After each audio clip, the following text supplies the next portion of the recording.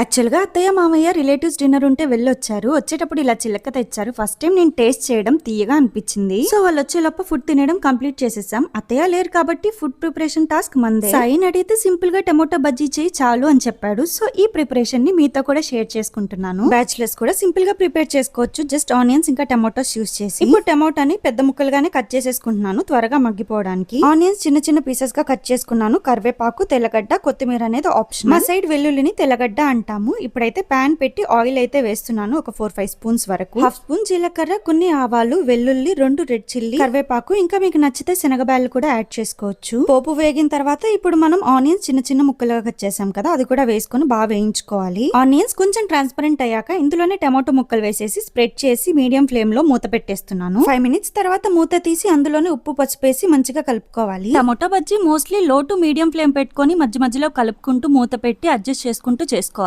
అప్పుడే టేస్ట్ కూడా బాగా వస్తుంది. గట్టతోనే మధ్య మధ్యలో ఇలా స్మాష్ చేసుకోండి. అండ్ మీకు నచ్చితే చిన్న రోకలున్నా కూడా ఇలా స్మాష్ చేసుకోవచ్చు త్వరగా అయిపోవడానికి. లో ఫ్లేమ్ పెట్టి కొంచెం సేపు మగ్గనిచ్చాను. సో కంప్లీట్ గా కుక్ అయిపోయింది. నేనైతే చిన్న స్పూన్ తో 1.5 స్పూన్ వరకు కారం వేసాను. మీకు నచ్చితే ఇంకా కొంచెం యాడ్ చేసుకోవచ్చు. మొత్తం ఒకసారి మంచిగా కలుపుకొని ఇందులో ఫైనల్ టచ్ గా కొత్తిమీర అయితే వేస్తున్నాను. లో ఫ్లేమ్ లో ఒక 5 మినిట్స్ కారం పట్టేంత వరకు ఉంచి దించేసుకొని తినడం అంతే. Please like the video. Bye bye.